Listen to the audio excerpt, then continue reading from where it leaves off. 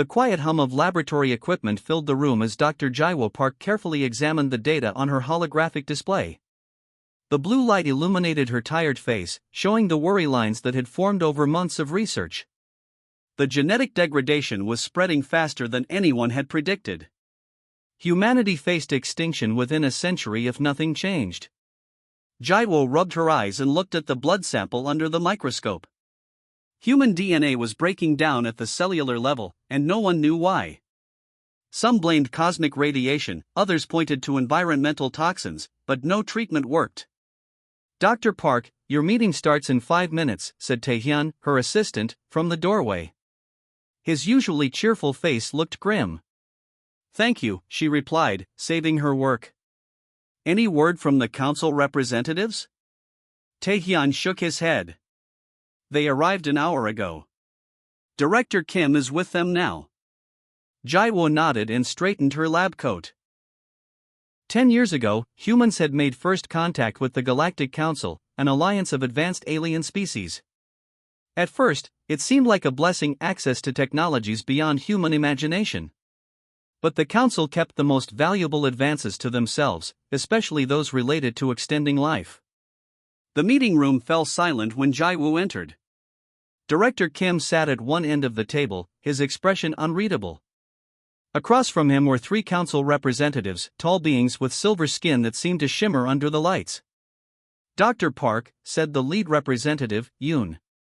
"We have reviewed your request for access to regenerative technology." Jaiwo held her breath. After months of applications and tests, this was humanity's best hope. "The request is denied," Yoon continued, voice flat and emotionless. "The Council has determined that humans are not ready for immortality technology." "Not ready?" Jaiwo couldn't hide her frustration. "We're dying. The genetic degradation is affecting everyone. Without help, humanity will be extinct within a century." "We understand your concern," said the second representative. "But your species is too unpredictable. Your emotions make you volatile. Immortality requires stability." Director Kim leaned forward. "We've complied with every requirement. We've shared all our research. The decision is final," Yoon stated. "We recommend focusing on evacuation plans for your most genetically stable population. The Council can provide sanctuary for up to 10,000 humans." 10,000? Jaiwo gasped. "Out of 10 billion? The meeting ended shortly after. Jaiwo walked back to her lab in a daze. The Council would let most of humanity die rather than share their technology. Later that night, Jaiwo received an urgent message from Director Kim. She hurried to a hidden conference room deep within the research facility. Inside were 20 of Earth's top scientists from various fields. "I've called you here because we face extinction," Director Kim began. "And we cannot rely on the Council to save us." He tapped at control, and the center of the table projected images of Council medical technology that humans had glimpsed but never been given access to. "They won't share their immortality technology, so we'll create our own," he continued. "Each of you has expertise vital to this project." "The Council will discover what we're doing," said Dr. Miho, a quantum physicist. "They monitor all our research." Director Kim smiled grimly. "Not if we work off the grid. I've secured funding and facilities outside Council observation.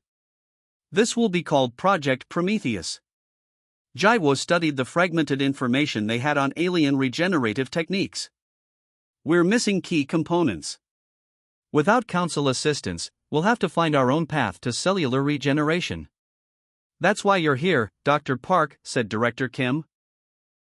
"Your work on xenobiology gives us our best chance. You've already discovered something in the physiology of the stellar nomads that might hold answers." Jaiwo nodded slowly. The nomads had remarkable healing abilities. If she could adapt their cellular structure to human biology, perhaps there was hope. "This project must remain secret," Director Kim warned. "If the Council discovers our work, they'll shut us down immediately. They believe immortality would make humans too powerful, too unpredictable." The scientists looked at each other, understanding the risk. This wasn't just research anymore. It was resistance.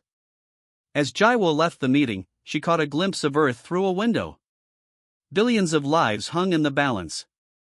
The council might think humans too emotional for immortality, but perhaps emotion was exactly what they needed, the fierce determination to survive against impossible odds. Project Prometheus had begun. The race to defy death was on. 30 years passed since Project Prometheus began. The world had changed dramatically. The genetic degradation continued to spread, with millions dying each year. The remaining population lived under the watchful eyes of Galactic Council observers who monitored Earth's compliance with technology restrictions. Deep beneath the Pacific Ocean, hidden from Council scanners by layers of special materials, the secret research continued. Inside this underwater facility, Dr. Suman Park studied the latest test results. As the daughter of Jaiwo Park, she had inherited not only her mother's intelligence but also her determination to save humanity. The serum is ready for human testing, Suman announced to her team. The laboratory fell silent. After thousands of failed attempts and computer simulations, they had finally created a treatment that worked consistently in human tissue samples. Do-hyun, the lead technician, looked nervous. The quantum regeneration process is still unstable. We don't know what will happen when it interacts with a complete human nervous system. I volunteer, said a voice from the doorway. Juno Lee, a physicist who had worked on the project for 15 years, stepped forward. I've studied every aspect of this process. I understand the risks better than anyone else could. Sumin hesitated. Juno was not just a colleague but a friend. The risk of cellular collapse is still high. We should run more simulations. We don't have time, Juno replied calmly. The latest reports show the degradation is accelerating. Half the world's children now show symptoms at birth. The next morning, Juno lay on a medical table surrounded by equipment. His heart rate displayed on monitors while technicians attached sensors to his body. Suman prepared the injection, a golden liquid that seemed to glow from within. The serum contains quantum particles that will attach to your DNA, Suman explained, though Juno already knew the process well. They'll create a self-sustaining regeneration field at the cellular level. In theory, making me immortal, Juno finished with a small smile. He looked around at the team of scientists who had dedicated their lives to this moment. Whatever happens, we've come further than anyone thought possible. Suman nodded and injected the serum into his arm. For several seconds, nothing happened. Then Juno gasped as golden light seemed to flow beneath his skin, tracing the paths of his veins and arteries. Cellular degradation stopping, announced Do-hyun, watching the monitors with wide eyes. Quantum regeneration initiating. Juno's back arched as pain shot through his body. The monitors showed his heart rate spiking dangerously high. Suman moved to abort the process, but Juno grabbed her wrist. Keep going, he managed through clenched teeth. It's working. For 3 hours, Juno's body transformed at the molecular level. The scientists watched in amazement as his cells began repairing themselves at an incredible rate. Even old scars on his skin faded away. When the process finally stabilized, Juno sat up, looking exhausted but alive. Blood tests confirmed what the monitors showed, his cells now regenerated perfectly, with no signs of the genetic degradation that plagued humanity. How do you feel? Suman asked, still concerned despite the positive readings. Juno blinked slowly. Different. Clearer. Like I can see patterns I never noticed before. He held up his hand, examining it with wonder. We did it. We actually did it. The team celebrated cautiously, knowing this was only the first step. They would need to monitor Juno for months to ensure the treatment was truly successful. But for the first time in 30 years, they had real hope. The next day, alarm sirens blared through the facility. Suman rushed to the control room where screens showed 5 council ships entering Earth's atmosphere. They've detected something, said the security chief. The quantum energy signature from the procedure was stronger than we anticipated. On the main screen, a council representative addressed Earth's leaders. The message was being broadcast worldwide. Unusual energy signatures have been detected from your planet, consistent with forbidden regeneration technology. Council investigators will identify the source. Any resistance will result in immediate sanctions. Suman hurried back to the laboratory where Juno was undergoing tests. The council knows something happened. They've sent investigators. Then we need to accelerate the plan, Juno replied. His eyes showed a new intensity, his mind working faster than before. If they find this facility, everything ends. 2 days later, council representatives stood in Earth's global assembly chamber. Their silver skin reflected the lights as they delivered their ultimatum. Cease all immortality research immediately or face permanent quarantine from Galactic Society. In the hidden facility, Suman and Juno watched the broadcast with the other scientists. Their success had put humanity at a crossroads. They could surrender their breakthrough and accept extinction, or they could defy the council and risk everything. What now? Asked Dohayan. Juno stood up, his body now fully recovered and somehow stronger than before. Now we show them what humans can really do. The secret laboratory on Europa, Jupiter's ice-covered moon, hummed with activity. Built inside a deep crevasse and powered by geothermal energy, it was one of many hidden facilities established across the solar system after the Council's ultimatum. Here, far from Earth's watchful observers, the Resistance continued their work. Juno Lee stood before a window overlooking Europa's vast ice plains. 1 year had passed since his transformation, and his body showed no signs of aging. More importantly, his mind had continued to evolve. He could process information faster, see connections others missed, and learn new skills with remarkable speed. The latest transport from Mars arrived, announced Suman as she entered the room. She looked tired, having worked continuously since they evacuated the Pacific facility. They brought 20 volunteers for the program. Juno nodded. Good. We need more like me if we're going to survive what's coming. The door opened again, and an elderly woman in a wheelchair entered, pushed by a young assistant. Despite her age, her eyes remained sharp and determined. Mother, Suman said, moving to embrace Dr. Jaiwo Park, now 87 years old. The legendary scientist had refused the immortality treatment, insisting that younger candidates take priority. The council representatives are increasingly aggressive in their searches, Jaiwo reported. They've already found and destroyed 3 small research stations in the asteroid belt. Juno frowned. They fear us. That's becoming clearer each day. Of course they fear us, Jaiwo replied.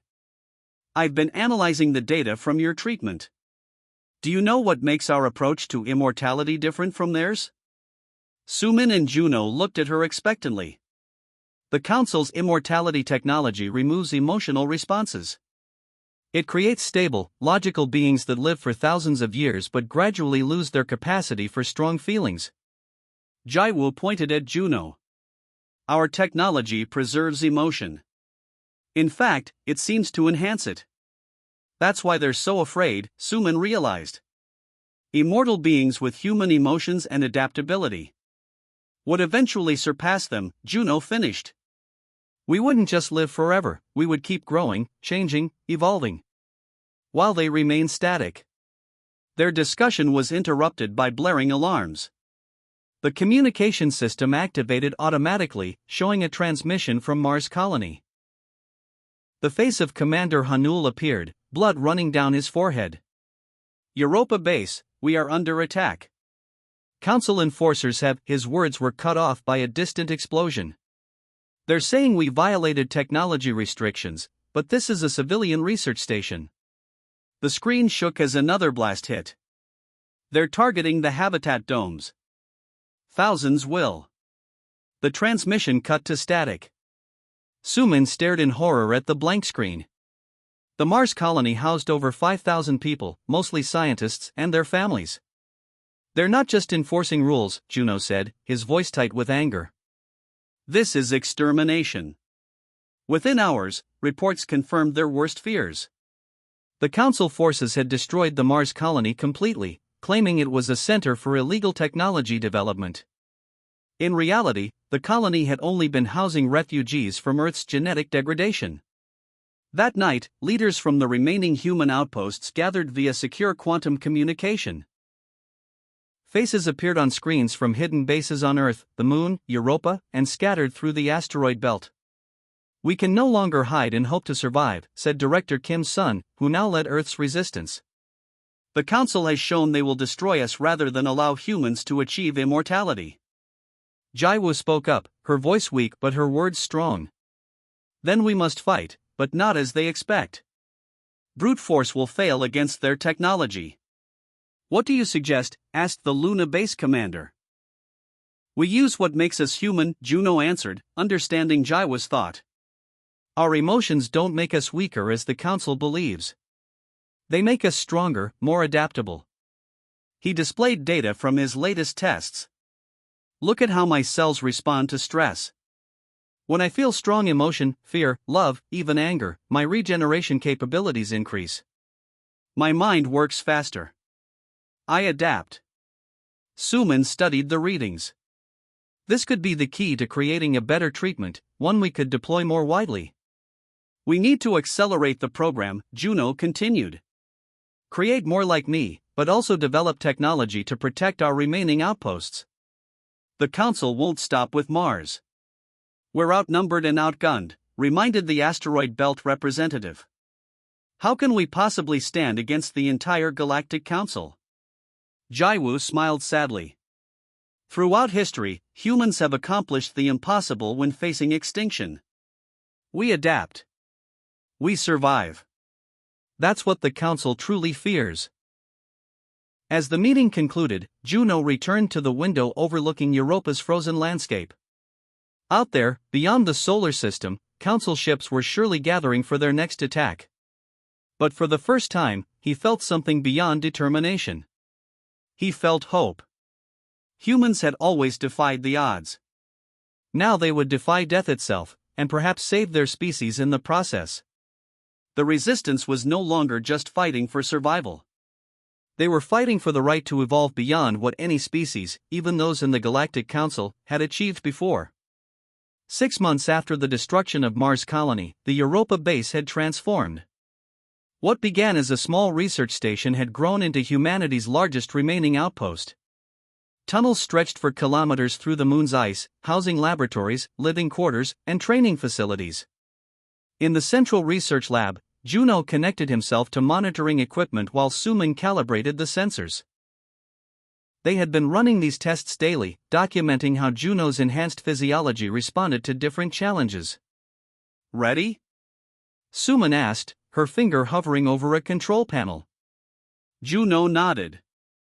"Start with extreme cold this time." The chamber temperature plummeted rapidly to -100 degrees Celsius. Most humans would die instantly at such temperatures, but Juno's skin developed a subtle golden glow as his cells adapted. His vital signs remained stable. "Incredible," Suman muttered, watching the data pour across her screen. "Your cells are restructuring their molecular composition to withstand the cold."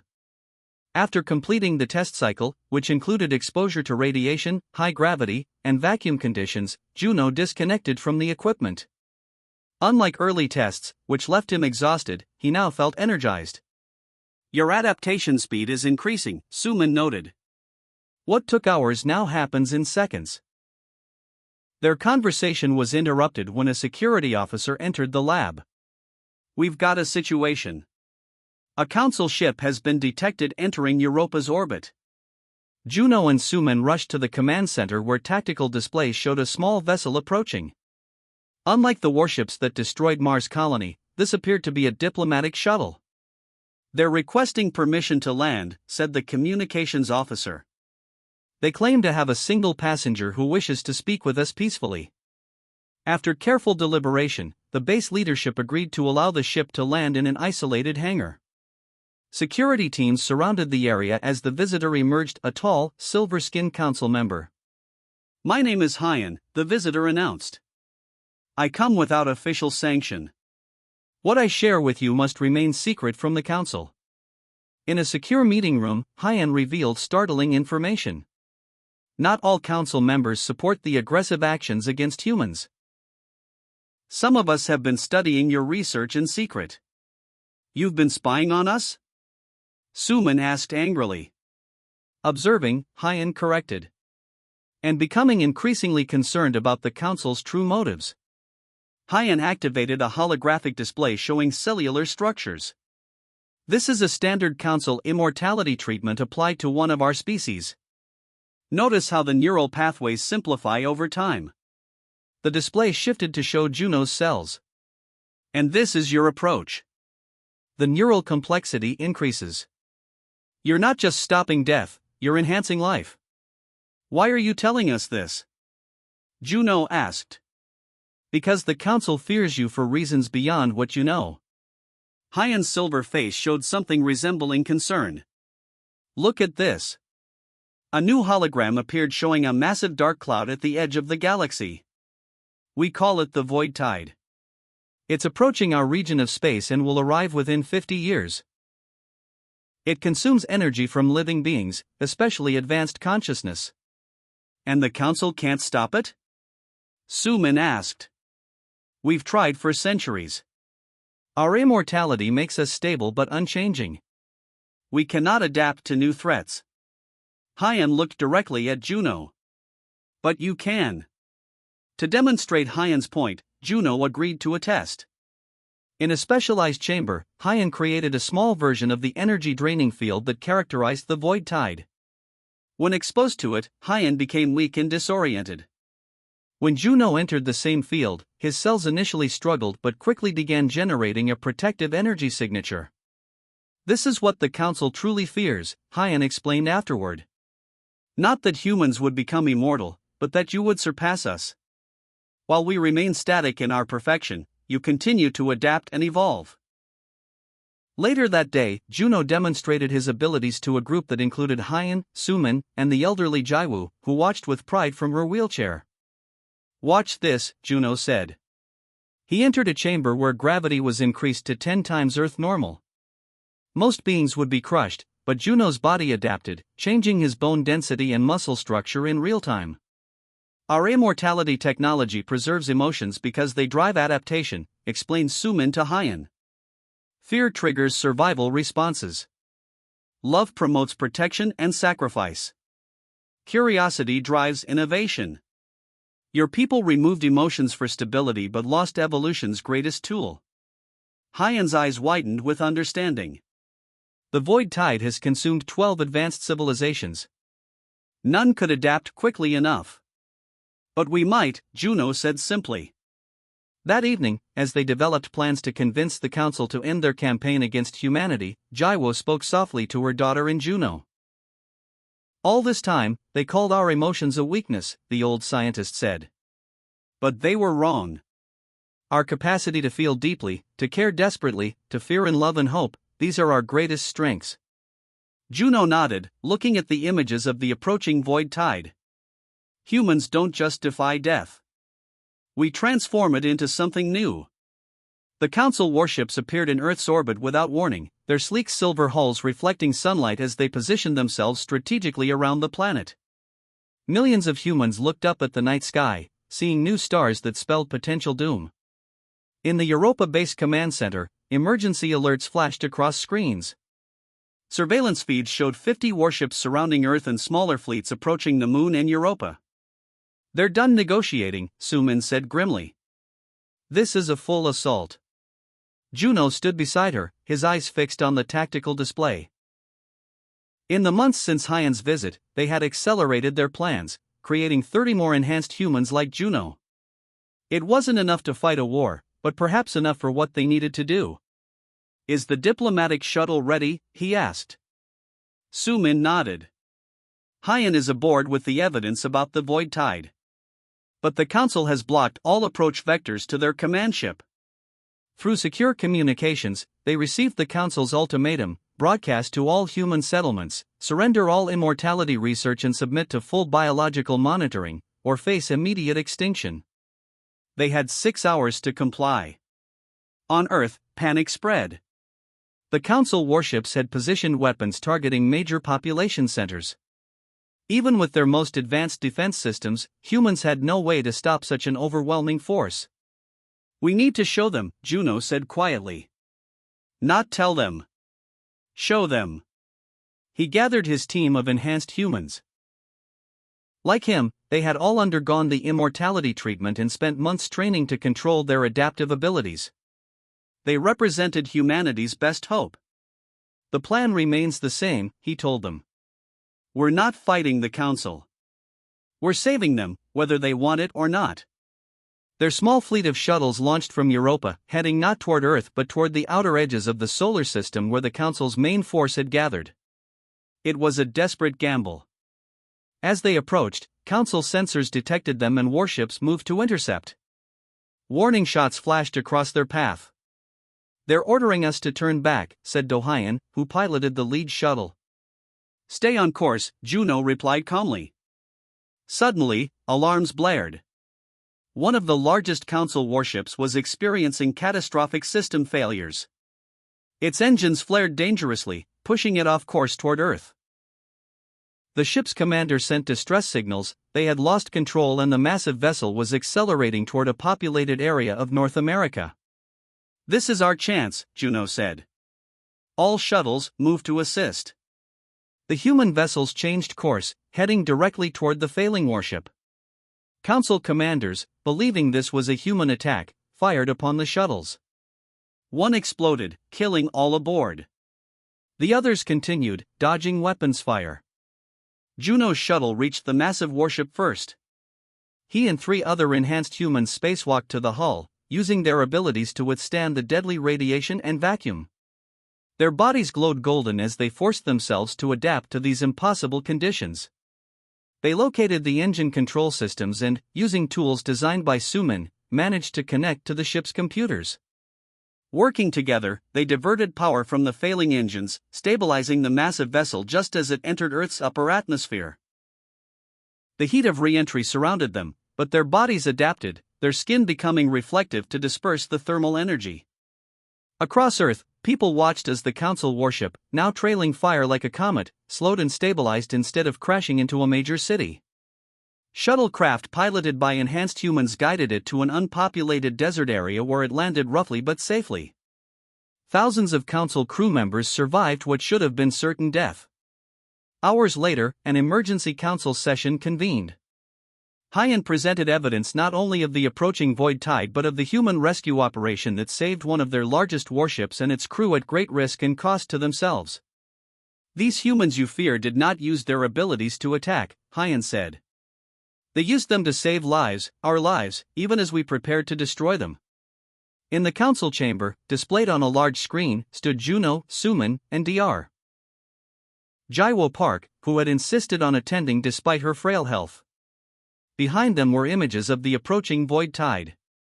"We offer partnership, not submission," Jaiwo stated, her aged voice strong despite her years. "Humans don't just defy our own death, we can help defy the death of all intelligent life." The Council debated for days while their fleet remained in position around Earth. Finally, they reached a historic decision. For the first time in its million-year history, a new species would join as equals before proving themselves for centuries. 1 month later, the first official knowledge exchange began.